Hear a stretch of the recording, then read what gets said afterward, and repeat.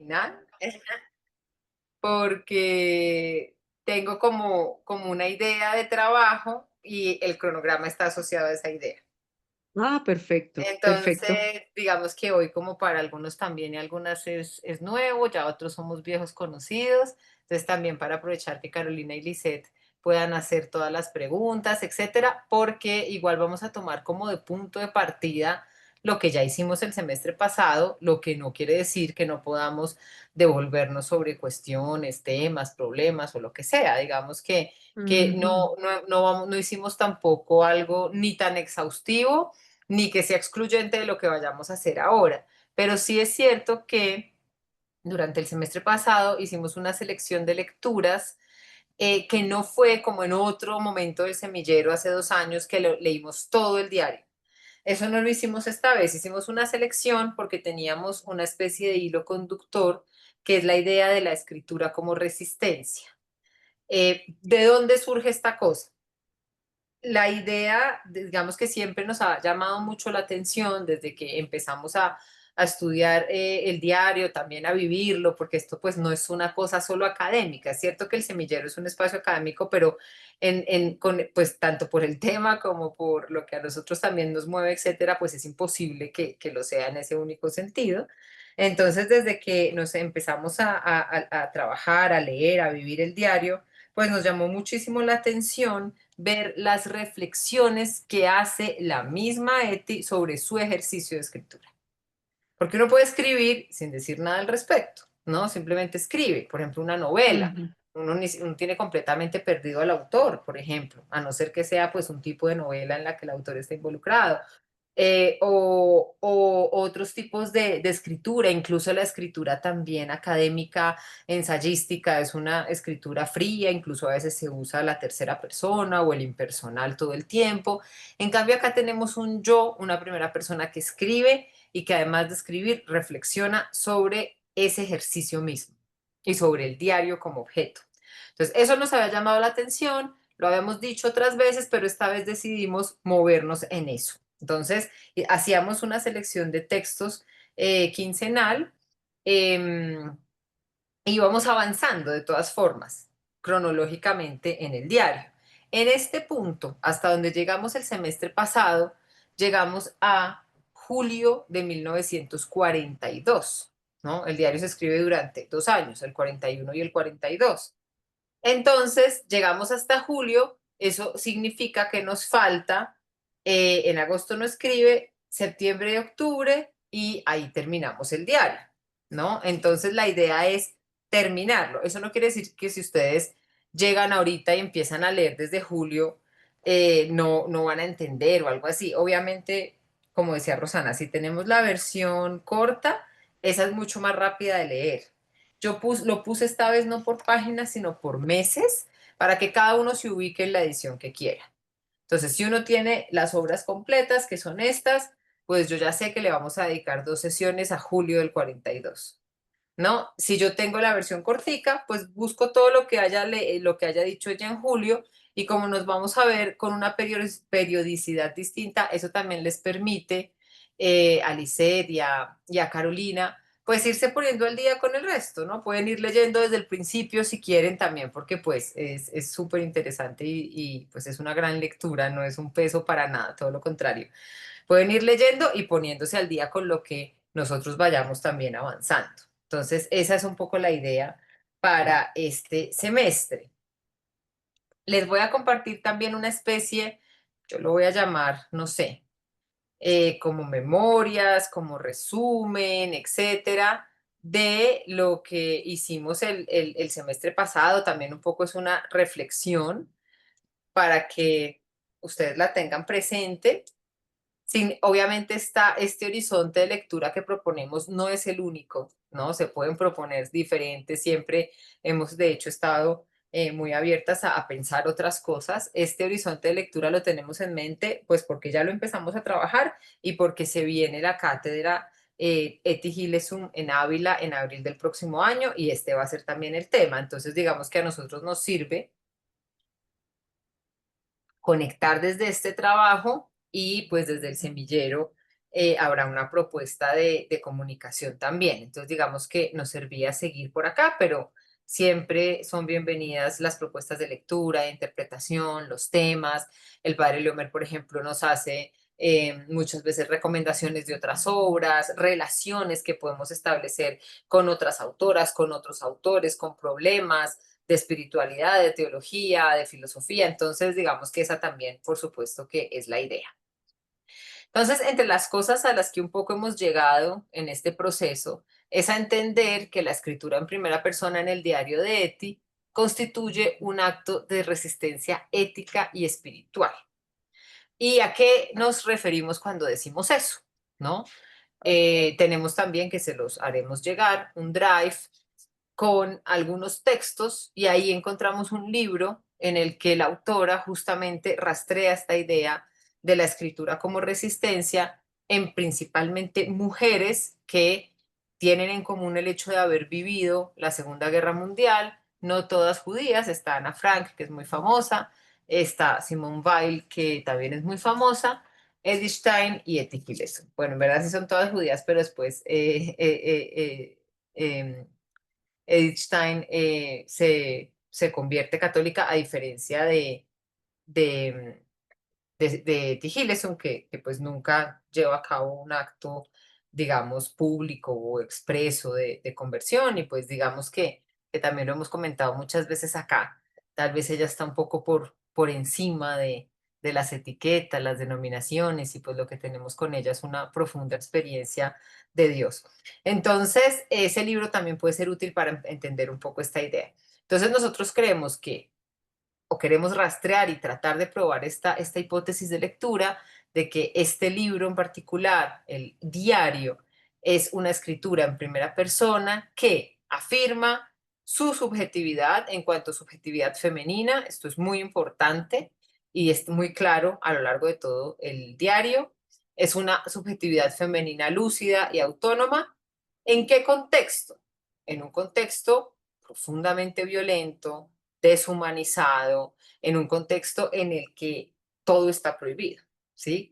Si ustedes empiezan a leer desde julio, pues ahí ya nos encontramos en uno de los peores momentos. Julio es un mes particularmente largo porque ahí pasan muchísimas cosas y agosto no está.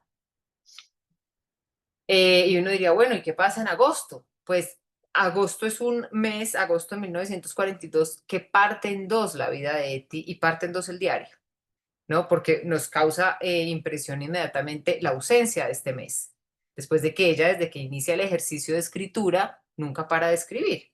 Hay días que para de escribir y ella misma lo dice. Ayer no tenía ganas de escribir para nada, pero ahora tengo que organizar mi casa, ponerle orden a este caos, así que me senté de nuevo con este diario, que soy yo misma, con esto que estoy construyendo, que me ayuda a leerme, etcétera.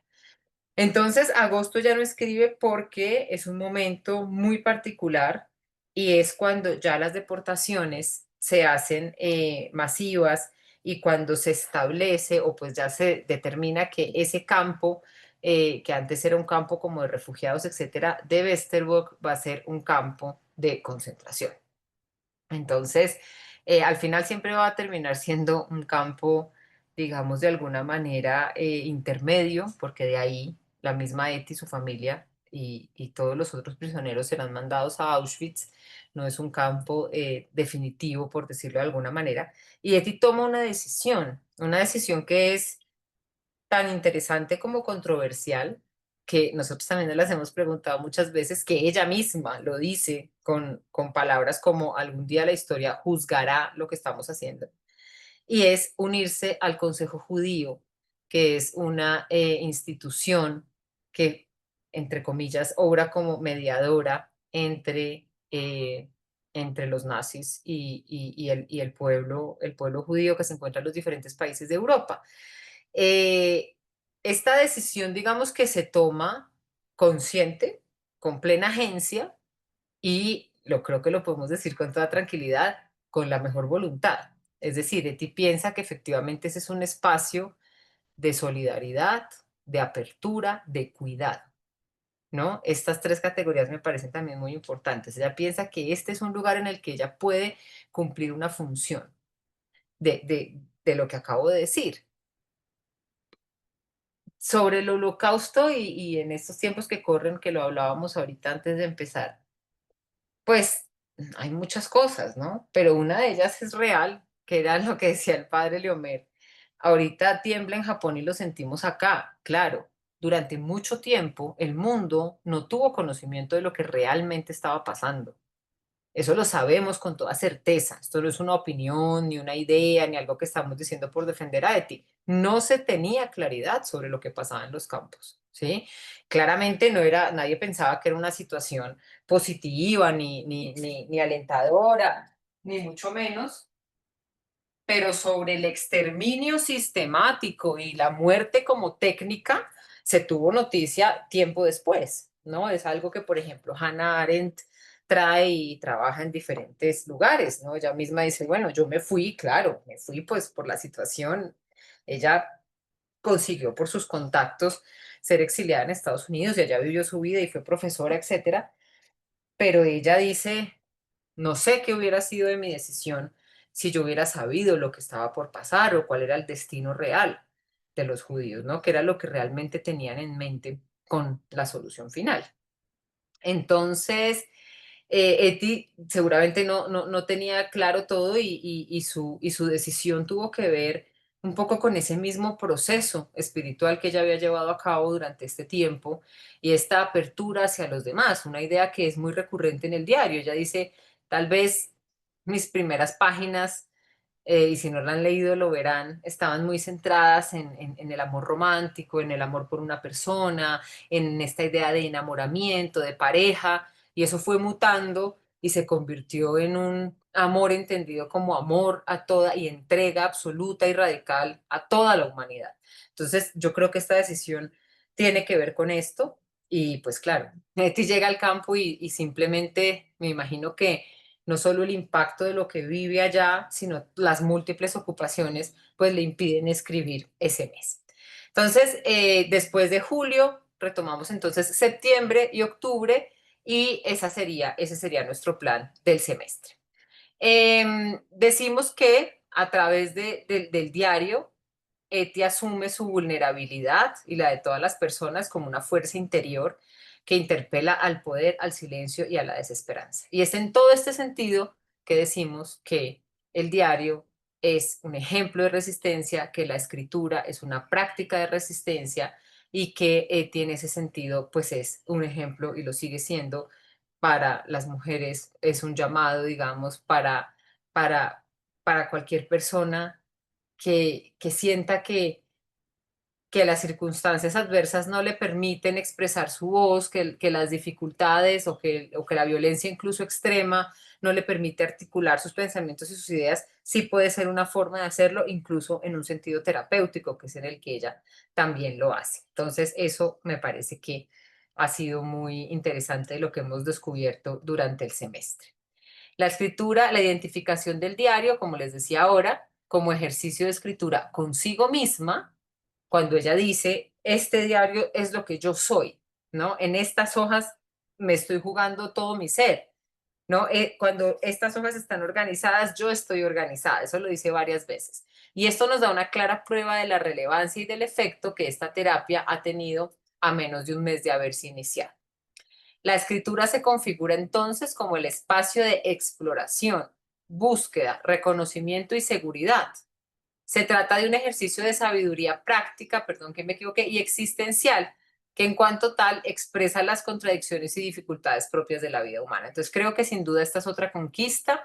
Esto también lo dijimos varias veces el semestre pasado. A todos y a todas nos llama mucho la atención esa idea de reconocer la vulnerabilidad, de abrazarla, ¿no? Y de no pretender, como muchas otras aproximaciones filosóficas, teológicas o lo que sea, ¿no? Alcanzar algo así como una universalidad que sea igual para todo el mundo y en la que la razón y la rectitud, como dice Adriana Caballero, sean lo dominante. Nos hemos dado cuenta que esa puede ser una aspiración y puede ser una aspiración, por ejemplo, de la filosofía y sus sistemas totalizantes, pero no es la de Eti y seguramente no es la nuestra como personas, en nuestra vida, en nuestro quehacer, en nuestro desenvolvernos en las diferentes dimensiones de la vida humana. Entonces, esta es una idea con la que Eti seguramente resuena, que viene del existencialismo, que es contemporáneo de ella, aunque ella no em, cita a ningún autor existencialista de sus contemporáneos, pero pues pueden ser ideas que un poco están en general en el ambiente universitario y en el ambiente intelectual de la época que pues ella claramente frecuentaba. Y es esta idea de que lo que debemos justamente buscar o rescatar o pensar en lo humano no es su posibilidad de la rectitud y la perfección, sino justamente esas imperfecciones que son las que efectivamente nos hacen humanos. Entonces, eso nos ha parecido muy interesante, la manera en la que se vive la contradicción, en la que se vive el sufrimiento, en la que se abraza el dolor físico, moral, mental. Eso ha aparecido todo el tiempo y es uno de los elementos con lo que sin duda nos quedamos. Hasta aquí, ¿quieren alguien añadir algo que se me esté pasando, que hayamos comentado?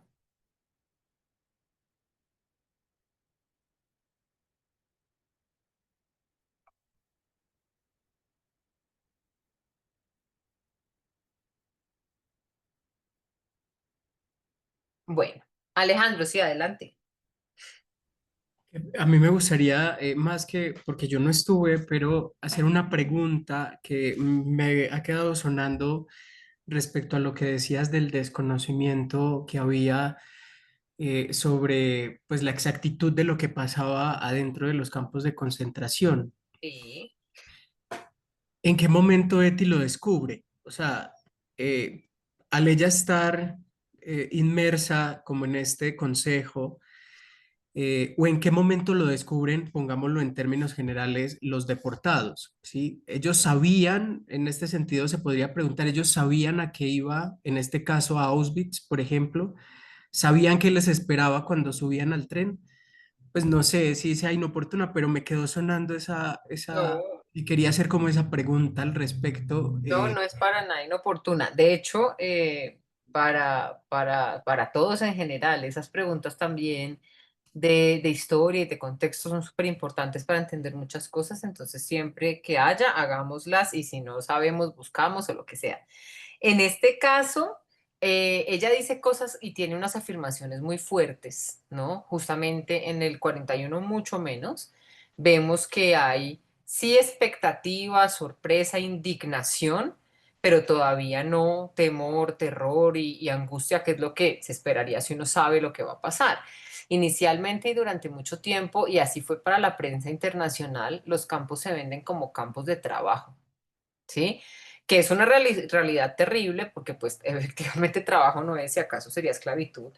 Por supuesto, una vulneración de todos los derechos humanos posibles, pero sí, sí existía esta idea de, bueno, allá se va a trabajar y después se verá. Entonces, Eti hace unas afirmaciones muy fuertes, como hoy estoy acá con este jazmín, disfrutando este rayito de sol que está entrando, ¿no? Sintiendo el abrazo y la compañía de Dios, voy a disfrutar esto porque de pronto mañana me estarán devorando los piojos en Polonia, ¿sí? Ahí nos preguntamos, bueno, ¿qué tanto sabe? ¿O es simplemente pues una manera de decir, sí, efectivamente sabemos que son unas condiciones difíciles porque vemos los trenes, ¿no?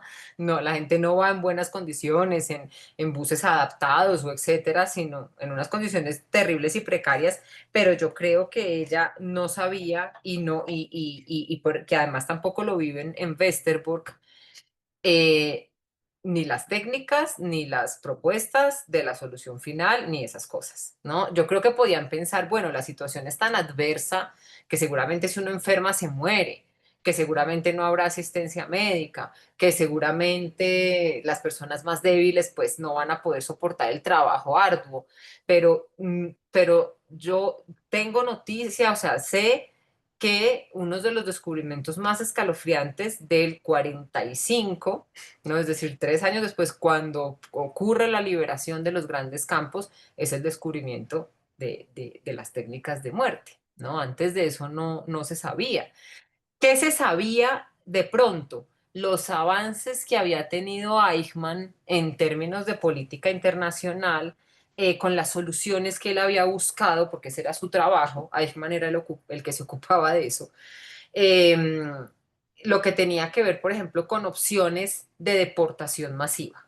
Entonces, eso sí se había hablado, porque claro, eso no lo podían hacer a escondidas, ni de noche, ni del mundo. Entonces, por ejemplo, una de las ideas fue la de hacer una deportación masiva de judíos a la isla de Madagascar.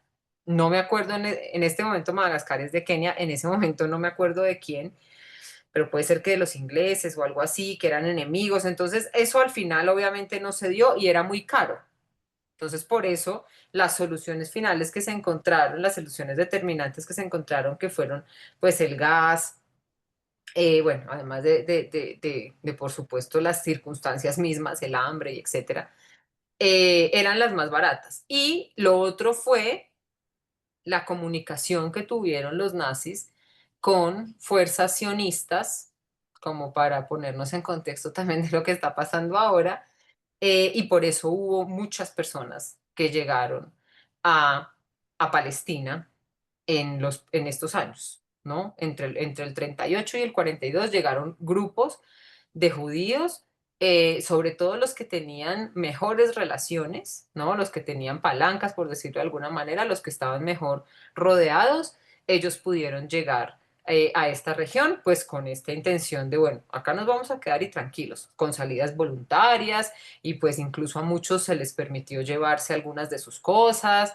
Entonces, eso se supo en el mundo, ¿no? Como el tema de las deportaciones en ese sentido, como las más legales, como a dónde los vamos a mandar. Pero la realidad de los campos se conoció en el momento de la liberación. Rosana.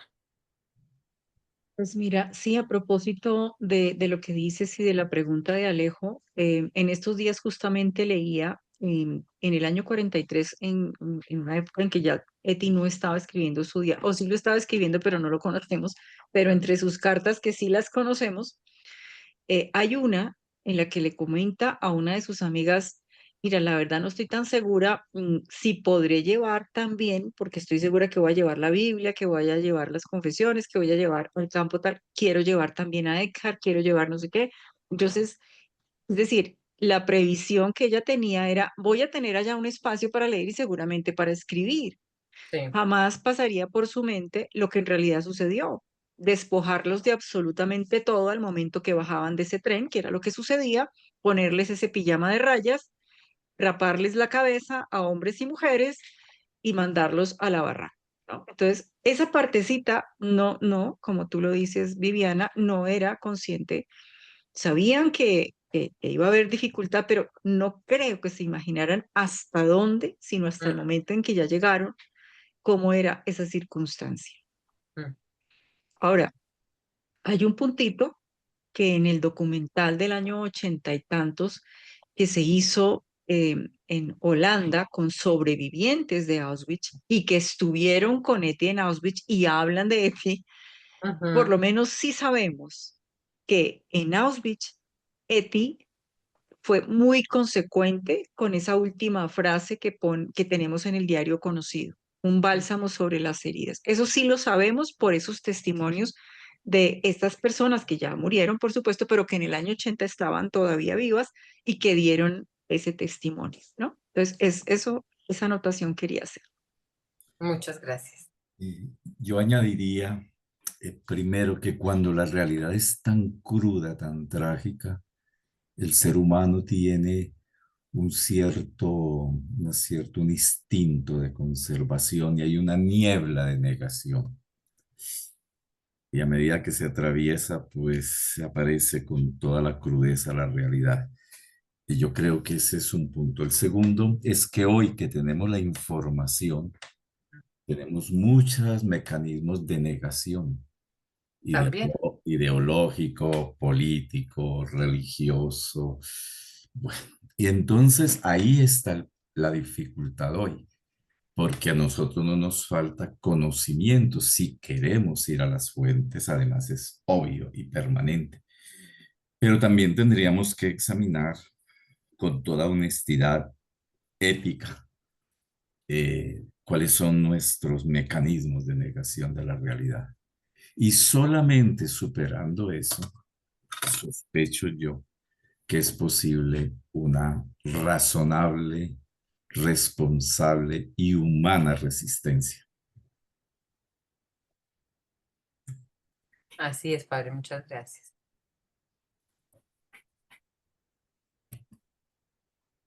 Bueno, entonces, otro tema que tocamos fue el de la escritura de las mujeres, porque pues acá Rosana, el padre Leomer se han ocupado de mística también, y decíamos, bueno, hemos visto cómo en ciertos momentos de la historia, como a finales de la Edad Media, las mujeres encuentran mecanismos para acceder al conocimiento, para seguir un poco con lo que venimos hablando, y para romper las barreras que les impedían no solamente el acceso, sino la divulgación, la difusión y la reflexión sobre ese conocimiento que se adquiría. Entonces hemos hablado de, por ejemplo, las místicas de finales de la Edad Media, como Margarita Poret, como Hedwig de Amberes, como Juliana de Norwich, que si bien no recibieron una instrucción, digamos, clásica, porque pues estaba solamente permitida para los hombres, digamos, ir a la universidad o etcétera, pues sí recibían una cierta educación, algunas de ellas, como el caso de la pionera en estos temas, que es Hildegarda de Bingen, ellas de un par de siglos antes, recibían una educación religiosa, ¿no? Que estaba basada sobre todo en el conocimiento de la escritura, pero también de las lenguas, etcétera. Entonces veíamos cómo a pesar de no tener las mismas herramientas de los hombres, ellas logran sobre todo escribir y hacernos partícipes de un conocimiento muy particular en sentido sobre todo espiritual que ellas tienen. Pero claro, no podían escribir cualquier cosa, ¿no? No tenemos de estas mujeres que nombré tratados como los que tenemos de Santo Tomás o Sumas, obras literarias, digamos, más libres, como, no sé, maravillosas también y espectaculares para el mundo de la mística y del acercamiento a Dios, como por ejemplo el itinerario de la mente hacia Dios de San Buenaventura, porque había unos géneros femeninos. Entonces, por ejemplo, las visiones, ¿no? Estas mujeres tenían una experiencia particular, esa experiencia era una experiencia vivida, era una experiencia propia, era una experiencia sensorial, extrasensorial, todo lo que se quiera cuando hablamos de mística, pero cuando ellas querían ponerlo por escrito, pues también se encontraban no solo con la dificultad de poner por escrito una experiencia de ese tipo, sino con el hecho de que las mujeres pues no tenían permitido hacer reflexiones filosóficas, teológicas, etcétera, sobre estas cuestiones. Entonces, es ahí donde hay unas series de géneros que están como a los lados de los grandes géneros, ¿no? Como por ejemplo los diarios, las visiones, las memorias, las cartas, las autobiografías, las agiografías, y son textos muy ricos en los que nosotros vemos cómo es que se dan esas formas de pensar y de escribir desde la resistencia. ¿Por qué desde la resistencia? Porque efectivamente no se podía hacer en los canales más comunes, más públicos, más conocidos. Entonces, eso también nos ha llamado mucho la atención. En el caso de Eti, no tenemos exactamente esa situación. Digamos que la elección del diario no tiene que ver con una imposibilidad de escribir públicamente. De hecho, ella pues es una, a pesar de su corta edad, Eti es una intelectual, ¿no? Eti frecuenta círculos de jóvenes que estudian derecho, lenguas, letras, filosofía. Ella tiene además la fortuna de saber varias lenguas, de ser traductora. Entonces, ella no vive particularmente un escenario de exclusión o de represión en razón de su género. Eso no es así. Y tampoco familiarmente. Eti tiene una familia muy particular, digámoslo por decir un término sin querer juzgar negativamente ni mucho menos, pero una familia disfuncional. Sus hermanos tienen además problemas de salud mental, su madre seguramente también. El padre tiene una buena relación con Eti, pero también un poco esta figura de un padre que no se entera mucho de lo que pasa como en la cotidianidad de su casa, que no se involucra tanto afectivamente, en ese sentido sí más normal a lo propio de una familia, digamos, judía tradicional, pero Eti tiene mucha libertad, o sea, en el sentido de que sus padres no le imponen, por ejemplo, el matrimonio, la maternidad, ni siquiera la práctica de la religión, porque Eti no era practicante, no era una judía practicante. Los judíos pues tienen tantas fiestas, a diferencia de nosotros que tenemos como la Navidad y la Semana Santa.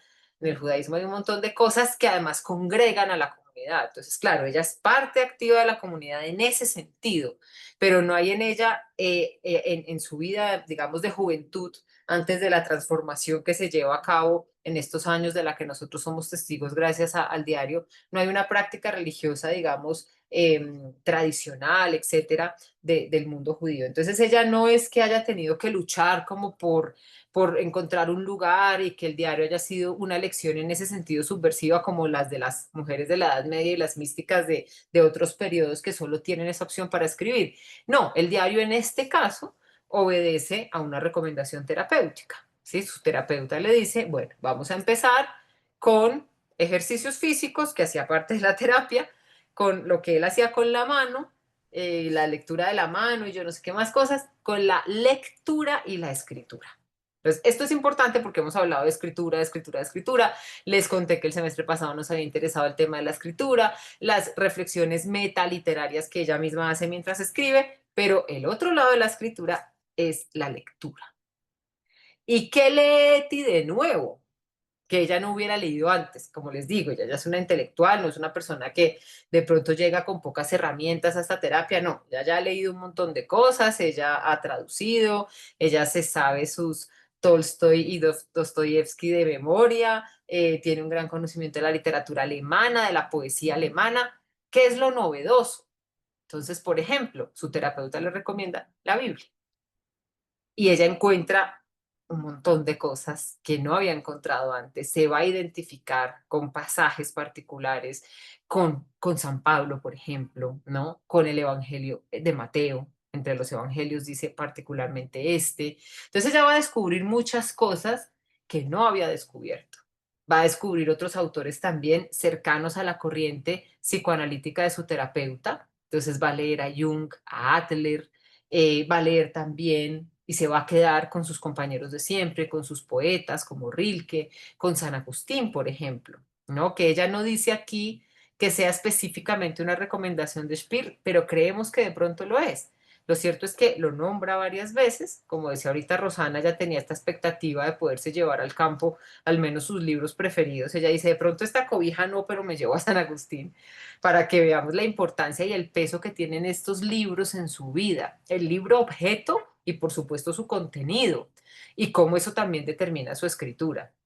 Entonces ella, de los géneros que están aquí puestos, pues claro, tenemos el diario y la carta. Ella hubiera podido escribir ensayos, ensayos académicos, libros académicos, claro. No, seguramente si no hubiera sufrido este destino fatal y ella hubiera podido volver y volver a la universidad, yo estoy segura que se hubiera convertido en una intelectual porque eso era lo que a ella la más la llamaba y más le gustaba, ¿sí? Sino que vivió estos 20 un poco con muchas cosas y muchas emociones y muchos amores y muchos amigos, pero con la calma que viene la década siguiente seguramente ella hubiera tenido un trabajo o algo así como en la universidad. Uno se la imagina así, de pronto no casada y con hijos, por todo lo que sabemos de ella, o de pronto sí, pero seguramente no llevando a cabo y desarrollando ese espíritu intelectual que pues la había caracterizado y esa curiosidad intelectual que la había caracterizado desde siempre. Pero en cambio tenemos otras autoras que sí tuvieron en estos géneros su única posibilidad, ¿sí? Escribir cartas, por ejemplo, las filósofas de principios de la modernidad no tienen ninguna obra que nosotros conozcamos, pero conocemos sus cartas, donde hay preguntas más hondas y más difíciles y más complejas que lo que otro autor pudiera haber desarrollado en un texto conocido. Entonces, esto es muy interesante. Sabemos que a partir de este tipo de géneros se lleva a cabo una afirmación de la subjetividad femenina, eso es muy claro en Eti.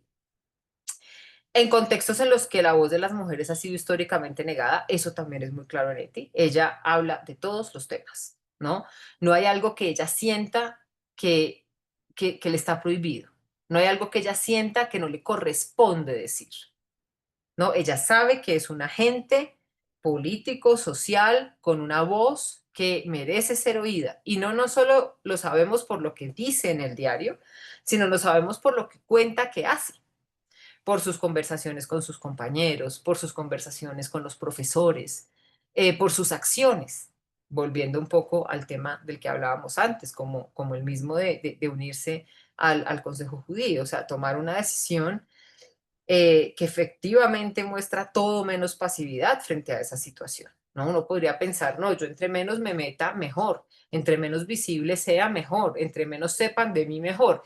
Pues bueno, esa no es Eti. Eti es una mujer que está en continua afirmación de su subjetividad como mujer, como sujeto político, como agente social, etcétera. Hay, por supuesto, en el diario una reapropiación de la voz propia en el sentido más de una dignificación de esa voz, ¿no?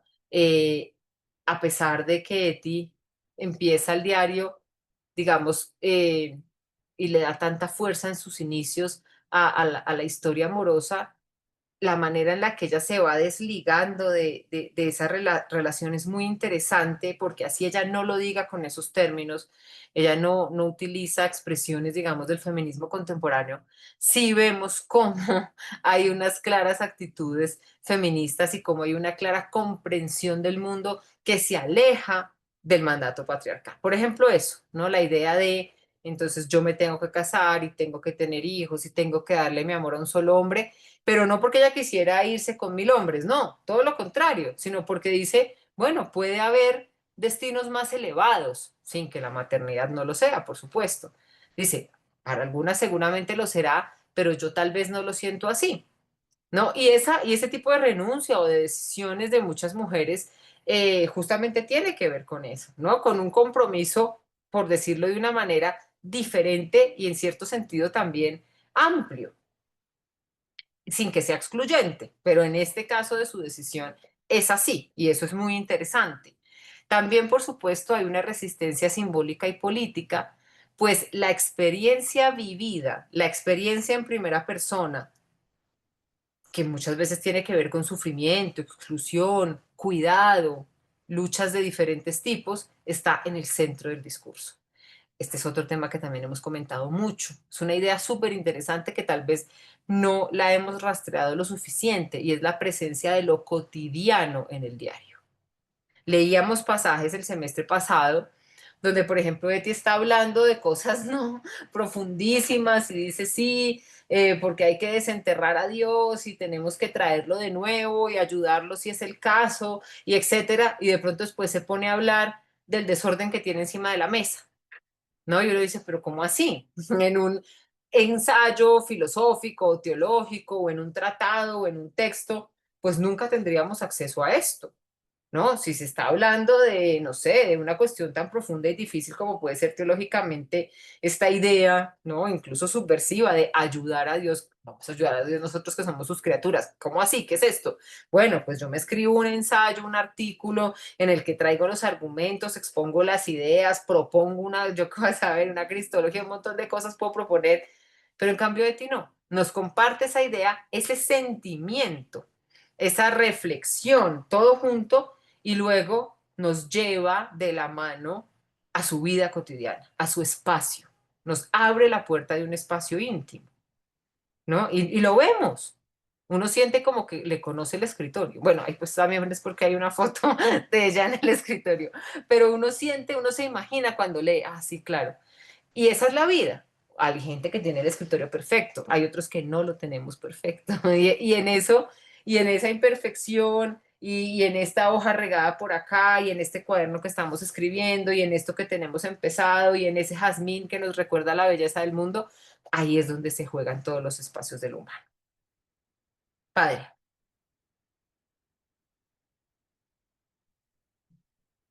Ah, pensé que había alzado la mano. Bueno, hasta aquí, ¿algo más?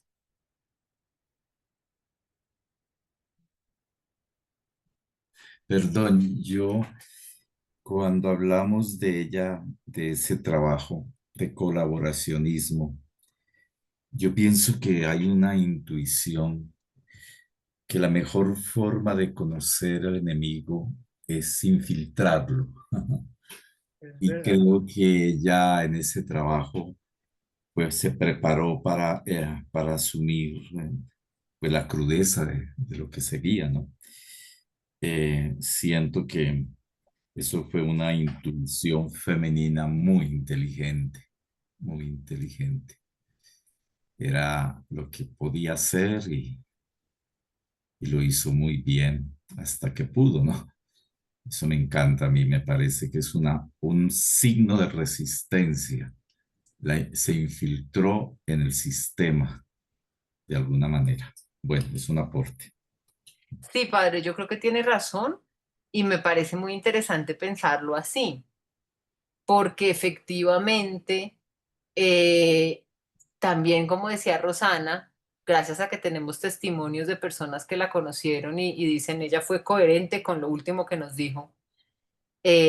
Recordemos también que hay un momento en el que ella hace sin miedo alguno y con toda la determinación la afirmación de que todos somos iguales, que parece algo tan evidente, ¿no? Pero a propósito de lo que hablábamos también ahorita, parece que hay unos cuerpos que valen más que otros, que hay unas vidas que valen más que otras, que hay unos que merecen más llanto y duelo que otros, como dice Judith Butler, pero en cambio Etty eso lo tenía clarísimo, ¿no? Y dice, y varias veces en situaciones como que le toca ir a la oficina y le quitan el pasaporte y la tratan mal, ella no siente rabia, no siente odio, que sería por supuesto la reacción humana más común, sino que ella se pregunta, ¿no? Que, pobre muchacho, dice, ¿qué le habrá pasado? ¿Qué sufrimiento tendrá? Incluso piensa en un ejemplo banal, habrá peleado con la novia o lo habrán tratado mal, pero qué carga que tiene esta persona en sus ojos, ¿no? En cambio, en otros ojos que también mira,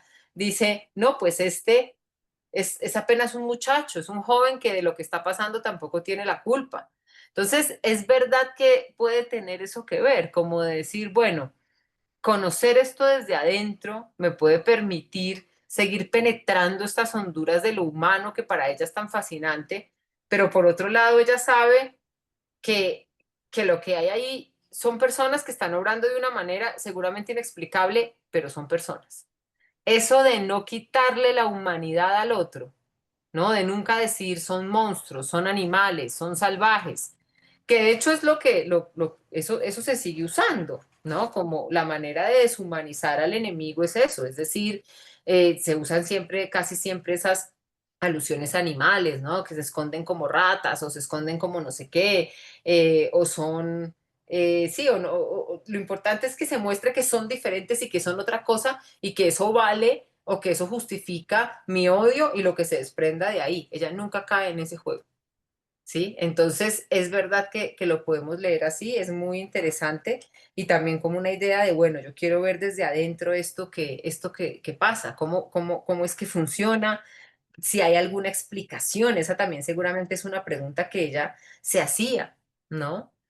Eh, Desafortunadamente no tenemos nada más explícito sobre esa experiencia que ese par de afirmaciones. Y bueno, lo que ella cuenta cuando puede volver a Ámsterdam eh, y cómo, si antes ya valoraba cualquier cosa que tuviera después de la experiencia del campo, cómo valora el pedacito de pan, la cama caliente, etcétera, y aún así vuelve, ¿no? Ella hubiera podido, en ese momento, con los contactos que tenía y lo que sea, hubiera podido intentar salvarse, que es un problema pues muy difícil, ¿no? Es un problema que los sobrevivientes se llevaron consigo hasta hace poco. Ese de porque unos nos salvamos y otros no, es un tema también muy difícil de abordar.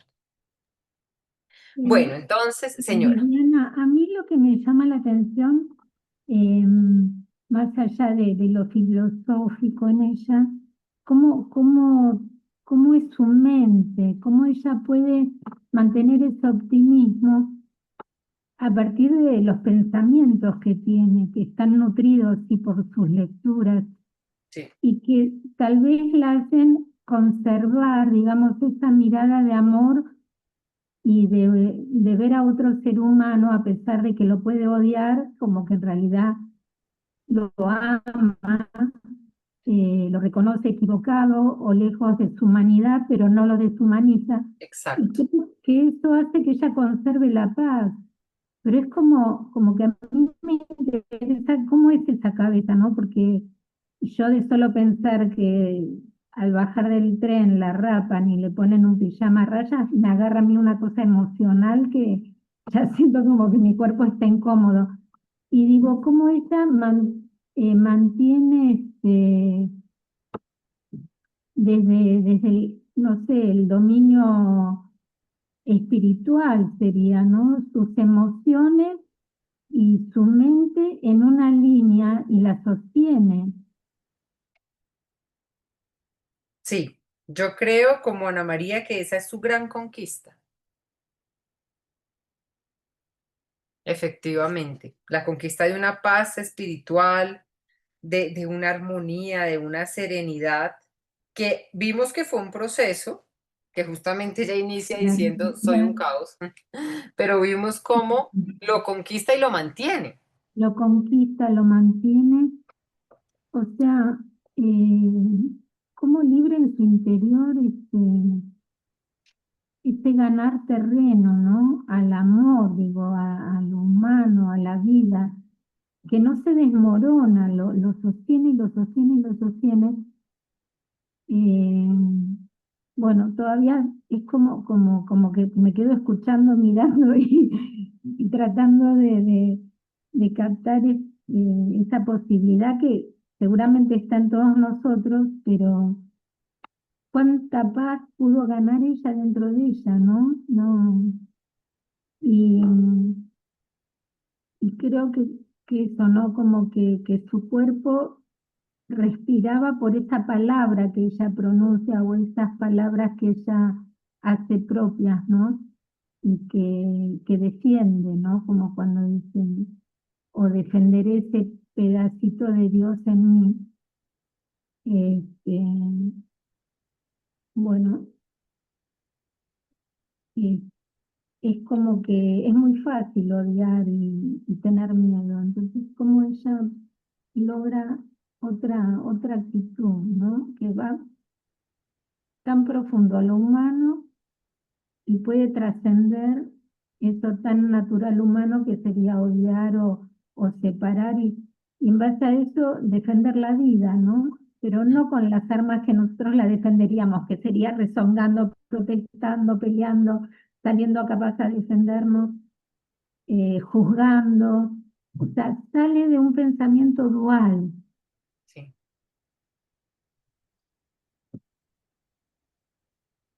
Sí, de acuerdo, de acuerdo. Y esto que está contando, que está diciendo Ana María, que nos está compartiendo Ana María, se refleja muy bien en esa expresión suya de la vida y de su vida espiritual como la construcción de una fortaleza.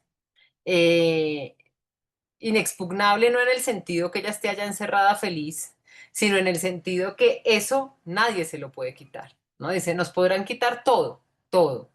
Me podrán comer los piojos en Polonia, me podrán quitar mis libros, mi ropa, pelarme, darme una pijama terrible, ponerme a dormir en las peores circunstancias, todo me pueden quitar. Eso no, no, nadie puede entrar a ese espacio que yo he construido donde Dios habita, nadie puede quitarme la paz, el amor, la armonía que eso ha traído a mi vida, que es muy impresionante. Si uno dice, bueno, de pronto no en una situación menos terrible, pero esta que es la más extrema posible, ¿no? De las más extremas que ha vivido la historia de la humanidad. Uno dice, bueno, Eti, si la hubieras perdido esa paz y esa serenidad, igual te amaríamos si te hubiéramos apoyado. Lo impresionante es que no lo haga, ¿no? Es de verdad un caso muy muy notable, ¿no? Yo no sé de otras experiencias así, claro, de experiencias de coherencia y de fortaleza. Tenemos muchísimas, volviendo a las mujeres que comparten ese volumen del que hablábamos antes. Edith Stein seguramente también vivió con una fortaleza única, pues por eso es una santa también, todo lo que le pasó. Simone Weil con toda la coherencia decidió morir de hambre, ¿no? Porque no le parecía ético comer más de lo que comía un soldado en la resistencia. Entonces, sí, Ana Frank, pues bueno, era una niña, no le podíamos pedir otras cosas, pero claro que estamos llenas de estos ejemplos, pero lo de Eti es de verdad algo excepcional, es algo excepcional.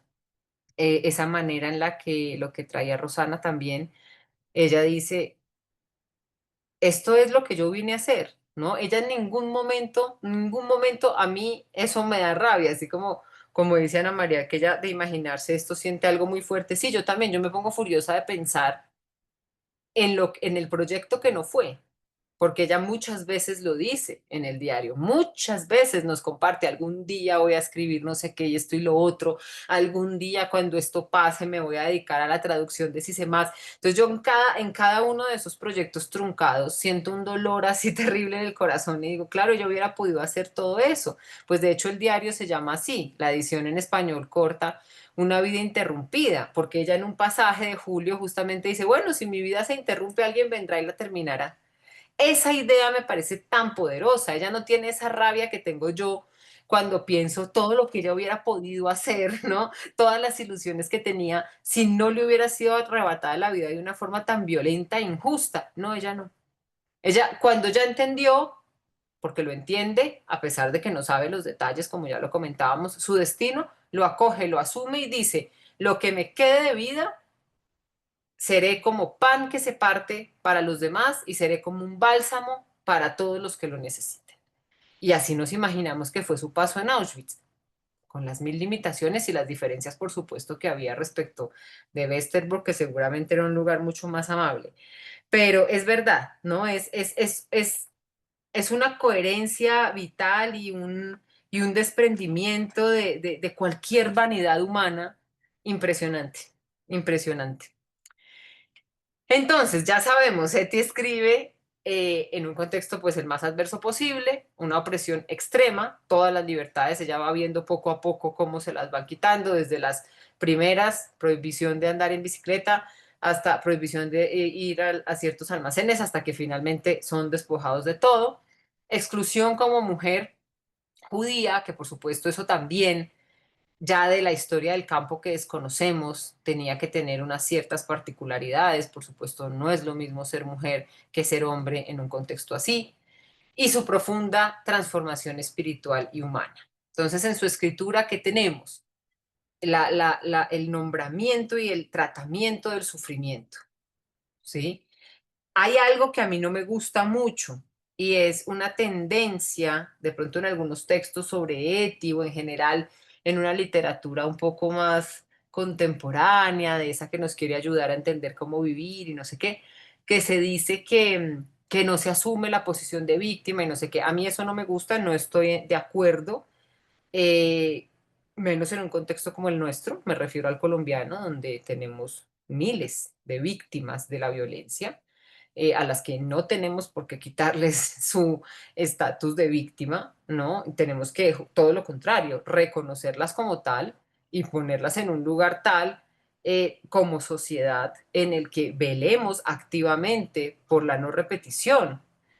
Entonces, me parece que eso es importante, porque en muchos lados leo que no, que Eti no asume la actitud de víctima, como si ser víctima sea algo malo de entrada, ¿no? No creo que eso funcione así, pero que sí es cierto, que no se queda en solamente la experiencia del sufrimiento como algo negativo, ¿sí? Sino que es algo que ella problematiza, le da un lugar de reflexión y de reconocimiento. Eso me parece muy importante. Y a partir de ahí, a partir de la conciencia de ese sufrimiento, ella propone una ética que aquí llamé de resistencia interior, desde la lucidez, la armonía, decía ahora Ana María, la tranquilidad, la paz que le ha traído este proceso, el amor y el cuidado. ¿Sí? No, yo no sé por qué, esto se me ocurrió pues pensando en hoy, en nuestro encuentro, pero no sé por qué nunca lo dije durante el semestre, porque yo llevo un tiempo trabajando este tema del cuidado. Y solo ahorita como que lo vi y dije, claro, Eti asume ese trabajo, esa función de cuidadora, ¿no? De cierta manera huyó de él en su familia, ¿no? Ella no sabía que su madre necesitaba ese cuidado y para ella era difícil, sabía que su hermano necesitaba ese cuidado y a ella le causaba pues mucha angustia y impresión ver lo malo, lo que fuera, un padre que está envejeciendo, etcétera. Pero de esa Eti que un poco le huye a una situación familiar adversa, etcétera, luego tenemos una Eti completamente entregada al cuidado de todos. Y vuelve, y eso es como un ciclo que yo no había visto así, al de su familia, porque ella sale de Westerbork con su familia, ¿no? En esa postal famosa que se encontró en la que dice, uno iba aquí, el otro iba allá, nos subimos y dejamos el campo cantando, que es tan desgarradora. Ya la puedo decir sin llorar después de muchos años, antes siempre lloraba solo leyendo esa frase. Dejamos el campo cantando, ¿no? Entonces, incluso eso, porque el cuidado implica, es una red enorme de acciones y de decisiones. No es solamente el que, no sé, cuida a un enfermo en un momento particular y específico. Es, por ejemplo, ese cuidado emocional, eso que ella logró crear en esas personas para dejar el campo cantando. Eso tiene un valor impresionante. No, uno diría, dejamos el campo en gritos desgarrados de dolor y de angustia y de desesperación. Imagínense lo que ella y la fuerza que ella tuvo para lograr tener ese efecto en su familia cercana primero y seguramente en otras personas, ¿no? Entonces, eso es muy impresionante y me parece que lo podemos también abordar desde esta categoría que es tan rica y tan interesante. Incluso en el tránsito hacia su muerte, porque pues ya ese tren indicaba su destino, se convierte en testimonio y legado que interpela desde una voz femenina singular, lúcida, incluso desafiante, no solo de las posturas éticas hegemónicas, eso lo sabemos por cómo Eti vivió toda su vida, sino de las comprensiones de lo humano propias de su entorno, ¿no? ¿Qué significa vivir, ¿no? ¿Cómo se debe vivir una vida? ¿Qué es, para responder a la pregunta más clásica del pensamiento? ¿Qué es una vida digna de ser vivida? No, yo creo que la respuesta, su respuesta es una vida digna de ser vivida, es una vida que está entregada a los demás, ¿no? En el amor. Y ella encuentra muchas de las claves de esa entrega, de esa posibilidad, estoy yo segura, y creo que ella también lo dice con claridad, esto no es que sea una interpretación, en su acercamiento también a, por ejemplo, a Pablo, eh, donde sabemos que la caridad es uno de los elementos más importantes y más tratados, y en el Evangelio también de Mateo. Al escribir, Eti no solo resiste al olvido, sino también a los discursos que deshumanizan, generalizan o borran las voces individuales de las víctimas, ¿no? Porque podemos tener cifras y relatos, imágenes, ¿no?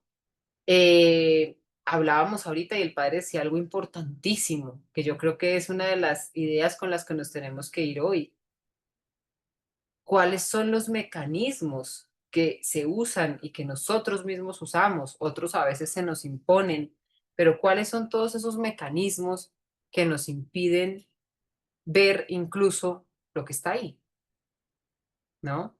Porque muchas veces buscamos elementos de negación y no, pero eso no está tan grave o eso no es igual de grave a lo que pasó antes o no pensemos en eso porque para qué estamos todo el tiempo hablando de cosas malas y no sé qué, etcétera.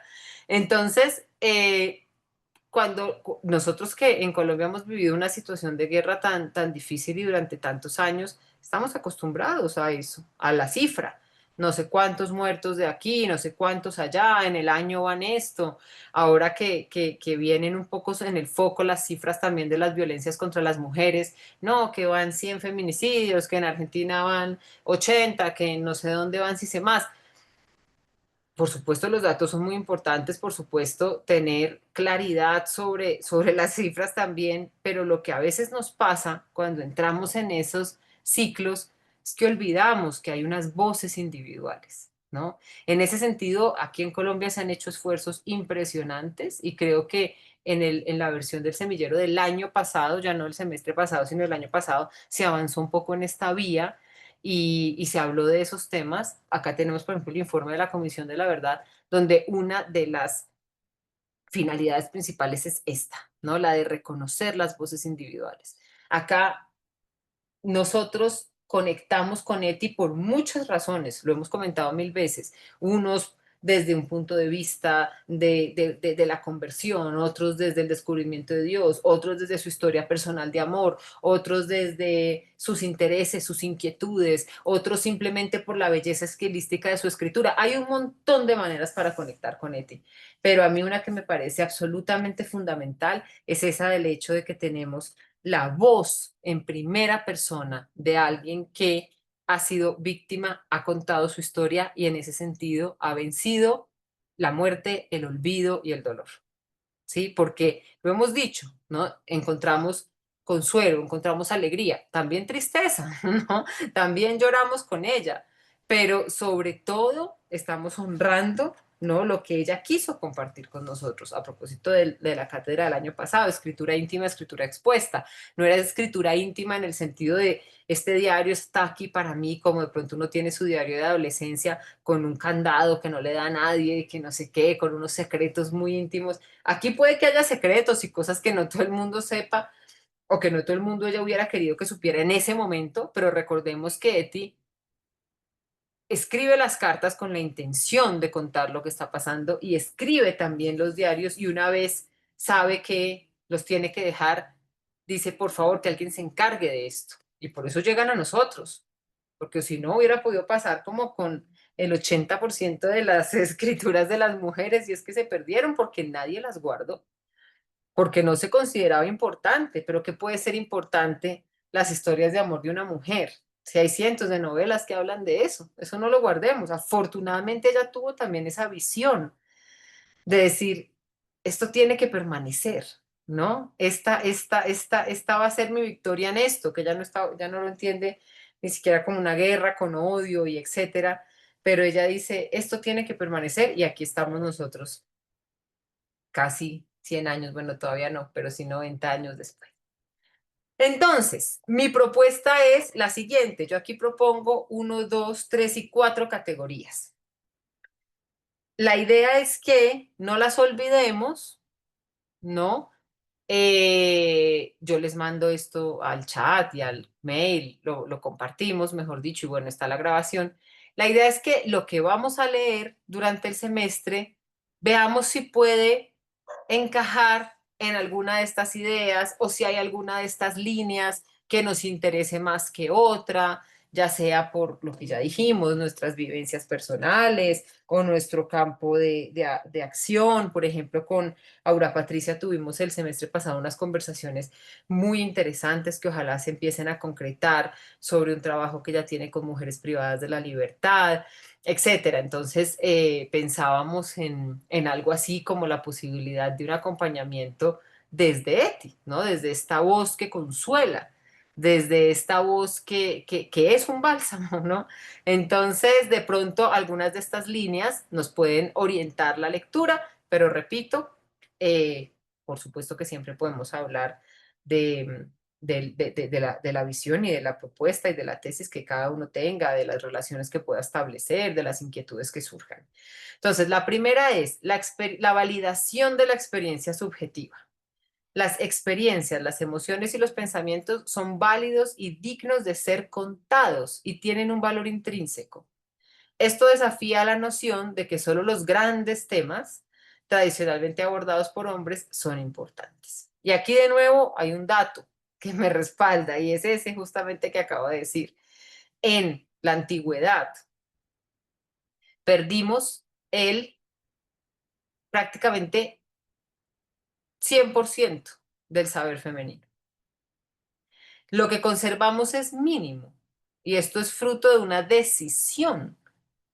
No, nosotros crecimos pensando, porque estudiamos filosofía o literatura, que es que las mujeres hacían otras cosas, pero resulta que no necesariamente, o que hacer eso no era excluyente, así como para nosotras. Nosotros estamos acá sentadas y no quiere decir que no tengamos que atender una casa o unos hijos o hacer otras cosas. Entonces, por ejemplo, nomás los poemas de Safo, de los que se conserva algo así muy triste, como el 20%, es prácticamente la única mujer de la antigüedad, em, em, anterior a la antigüedad clásica griega, arcaica, que conservamos algo. Y lo mismo vale para las mujeres helenísticas, es muy poco lo que se tiene. En la Edad Media durante mucho tiempo tampoco. Al final, algunos libros sobrevivieron después de 1000 aventuras y experiencias, como por ejemplo El espejo de las almas simples, etcétera. Pero también porque había una idea de entrada, ¿no? Si se va a hablar de la experiencia en primera persona, de la emoción, de los sentimientos, pues eso no es tan importante. Entonces, pues no vale la pena conservarlo o dediquémonos a otras cosas. Segunda idea, reapropiación de la narrativa personal. Esto ya lo hemos venido diciendo, lo que hace Eti, ¿no? Ella está apropiándose de una forma terapéutica y por indicación de su terapeuta de su propio relato vital. Y hay una identificación además de su relato con lo que es ella misma. Y esto, por supuesto, implica negarse a ser un objeto descrito por otros para convertirse en sujeto de su propia historia. Creación de un archivo de la existencia. En el caso de Eti, de Ana Frank, ¿no? Que tenemos esta escritura testimonial que crea un registro de vidas que, como yo decía ahorita, pues hubiéramos olvidado o ser ignoradas por la historia oficial. Gracias al esfuerzo, por supuesto, de esos amigos que Eti tuvo y que entendieron la importancia de su legado, pero si no hubiera sido por eso y por supuesto porque ella decide llevar a cabo esto, pues no la conoceríamos. Entonces tenemos una memoria colectiva desde los márgenes, ¿no? No es el relato más oficial, de hecho, nosotros estamos familiarizados con Eti, etcétera, pero acá cada uno tiene una historia de cómo llegó a ella, y ese llegar a ella fue un descubrimiento impresionante, porque sí, Eti, digamos, ahora se conoce más, pero no es que esté en los libros de historia, no es que esté, digamos, en Holanda, ha habido unas, y en Europa algunas propuestas audiovisuales, pero no la gran película que uno dice, pero ¿por qué nadie la ha hecho? No, una gran película, una superproducción de la vida de Eti. Ha habido unos esfuerzos, pero digamos que todavía, afortunadamente, tenemos muchas puertas por tocar con su testimonio. Y por último, la ruptura del silencio. Históricamente, pues se ha entendido el silencio como una virtud sobre todo femenina y se ha dicho también que hay cosas sobre las que no se habla, ¿no? Y eso Eti lo desafía con absolutamente todas las letras en su diario y en sus cartas. Ella habla de todo, nos comparte sus experiencias íntimas, sobre todo las relacionadas con la violencia, el deseo, la vida sexual, que normalmente, ¿sí? No eran de trato común para las mujeres, incluso en su época. Uno dice, bueno, es que Eti no vivió hace tanto. En los años 30 y en los años 40, de todas formas, las mujeres ya tenían muchos avances, ya podían socialmente tener una cierta relevancia, pero apenas miramos el panorama mundial nos quedamos aterrados, ¿no? En los años 40 em, nosotras apenas llevábamos en Colombia, digo, una década en la universidad. Sí, en los años 60 todavía no podíamos tener una cuenta de banco. Entonces, esto de que Eti hable de todos los temas, de su intimidad, de sus deseos, de su manera de entender el mundo, con la apertura, con la tranquilidad que lo hace, es un desafío. ¿Sí? Eso es importante que también lo contextualicemos porque no era la norma de ninguna manera. ¿Sí? Y de hecho, otras mujeres que lo hicieron en otros contextos como el filosófico, pues fueron profundamente y hondamente criticadas por muchos sectores, como si esto también hubiera salido a la luz, digamos, en los años 50 con la fuerza con la que salió ahora. Seguramente la recepción hubiera sido muy otra. Entonces, estas son las ideas que les propongo como una especie de clave de lectura y el cronograma es este. Hoy estamos en agosto 5, nos volvemos a ver en agosto 26, ahí vamos a leer julio de 1942, eso es el cuaderno 10 es largo, entonces lo vamos a dividir en 2 sesiones. Para los que tenemos las obras completas, pues nos leemos la mitad para la primera sesión y la parte siguiente para la segunda. Los que tienen el archivo en PDF del texto reducido, pues igual, se leen una parte para una sesión, otra para otra, o si quieren de una vez todo julio, y lo vamos comentando en esos dos encuentros. En octubre 7 vamos a leer septiembre de 1942, que es el cuaderno 11, y en octubre 28 el cuaderno 11 también, octubre de 1942. Y cerramos nuestro último encuentro con las cartas. No puse cuáles ni puse todas, porque ahí yo creo que podemos ser un poco libres y elegir.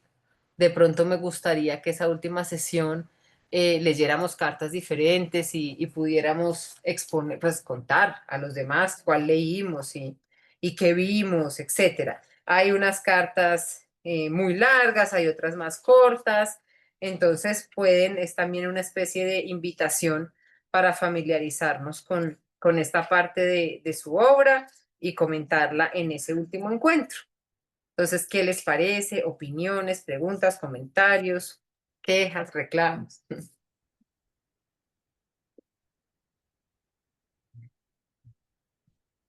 Viviana, me parece muy bien tu propuesta. Entonces, para que nos quede claro, el cuaderno 10 estaría distribuido en dos sesiones, dependiendo también lo que alcancemos a hacer en cada una, ¿sí? Sí, señora. La idea de su lectura sería leerla desde alguno de los tópicos de la diapositiva anterior que tú presentaste Ujú. y desde ahí también, me imagino, escribir, ¿no? Sí, excelente. Exacto. Eso es. Bueno, como para que quedara para todos esa claridad, me parece que es una propuesta interesante, desafiante y además que como que ya nos lanza al proceso de meternos un poquito más de lleno en la experiencia existencial escritural de esta mujer desde nuestra propia experiencia existencial y escritural, como en ese diálogo, ¿no? Bajo la perspectiva de la resistencia en esos diversos matices que tú nos has planteado y nos has propuesto. Y demás, a lo mejor puedan surgir otros en el camino mientras estamos leyendo, ¿no? También puede suceder. Exactamente. Sí, señora. Muy bien. Quería comentar una cosita y es que a propósito que tú decías, no, es que sobre Eti no sabemos si últimamente ha habido alguna película que sea el boom de algo. Sé que están por estrenar un documental que dura 300 y tantos minutos, debe tener varias partes, que se llama justamente Eti, que Ay, fue una colaboración entre Holanda, Países Bajos y otro país que en este momento no recuerdo. Se va a presentar en Venecia próximamente. qué Esperamos maravilla. que de alguna manera quede traducido al menos al inglés, porque si está en holandés o en esto, complicado para nosotros. Aquí les puedo compartir brevemente la pantalla de lo que encontré sobre eso, precisamente. Este es el director, ¿no? Es una serie pequeñita, es una serie, ¿no? Ay, qué chévere. Entonces era como a manera de curiosidad. Esto está en holandés, sino que esto lo tradujo automáticamente, ¿no? Pero para tener, para tener esto. Por acá, no sé si ven también esta, de la Bienal de Venecia. Del mismo Con, director, sí. sí, es esta misma. Entonces aquí ya Ajá. está la protagonista. Aquí está la Eti, ahí la pone. Miren ustedes el escenario de su escritorio. Sí. Con su Interesante. pancito. Exactamente. Sí, no, era simplemente una curiosidad Ay, pero que qué justo chévere. No, por y estos días seguro. estuve leyendo y encontré y dije, ve, qué interesante, interesante encontrar. Sí, Claro, no, seguro como es más mainstream, de pronto eso sí sale con de una vez con subtítulos y todo. sí, seguramente, esperemos Ay, que qué sí. chévere. Bueno, estaremos muy pendientes. Ojalá podamos hacer después verla juntos o algo así. Eso sería maravilloso. Ojalá lo Eso sería logremos. muy chévere. Sí, Bueno, muchas gracias. Nos vemos entonces en nuestro próximo encuentro y por supuesto quedamos en comunicación en el chat de lo que se nos ocurra, de lo que queramos. Ahí también nos compartimos cositas, reflexiones, etcétera. si alguno de ustedes, no sé si Lisette no está en el chat, por favor le solicitas a decir yo no sé si es administradora o tú, Viviana, para que la incluyamos, que nos pases entonces tu teléfono, se lo pasas a decir para lograr incluirte, Lisette, en el chat, ¿vale? Bueno, me parece que, no sé si Leomer, tú ibas a decir algo, tenías la manito levantada. Que muchas gracias. Eh, no, estoy muy contento de volver a este espacio y yo pregunto si durante la lectura siempre he tenido una inquietud como de ir elaborando una especie de diccionario, Ujú. la comprensión de las palabras, porque como que en el texto de ella adquieren sentidos distintos, ¿no? Es Habla verdad. también de la necesidad como de un léxico sobre el dolor, el sufrimiento, el holocausto, el sacrificio, la víctima, porque yo siento que allí hay una cantidad de cosas manejadas un poco de una manera desordenada y yo pienso que si no se entra en el meollo de la palabra, es muy difícil comprender y que hay muchas narrativas de víctimas, pero es que, ¿qué entendemos por esto, cierto? De acuerdo, padre, También. excelente. Eso me preocupa mucho porque escucho muchos discursos. A mí me encanta cuando la palabra se oye y se deja, bueno, es decir, yo creo que es imposible entrar en la hondura del texto sin una comprensión hasta donde sea posible de lo que la palabra quiere decir Ujú. en ese contexto, porque lo sacamos de ese contexto y hacemos decir otras cosas. Eso es Esa es mi muy bien. teoría. Fuera del No, texto no hay salvación. el texto sin contexto nos pervierte, que no es eso, ciertamente. Y justamente cuando uno estudia la Sagrada Escritura, eso justamente es, en eso consiste. Así Eso es. es. Y es con lo que Lisette, hablaste tú de víctima, ¿no? Porque, ¿qué? Un momentito, es que eh, el que se muere, se muere. Pero ¿cómo nos morimos los que somos testigos de la muerte? Realmente los que nos morimos somos los testigos. Eso es muy complejo. Sí, terrible. Terriblemente complejo, así es, padre. Lisette tiene la manito levantada.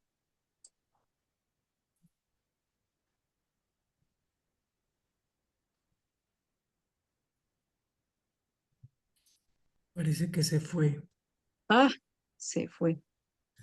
ya volvió. Bueno, volvió.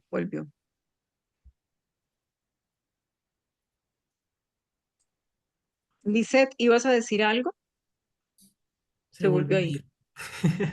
Bueno, bueno, Bueno, quedamos pendientes. Un abrazo. bueno, muy bien, muy bien. Muchas Hasta gracias pronto, Quedamos en a quedamos así. todos, a contacto. todas. Gracias.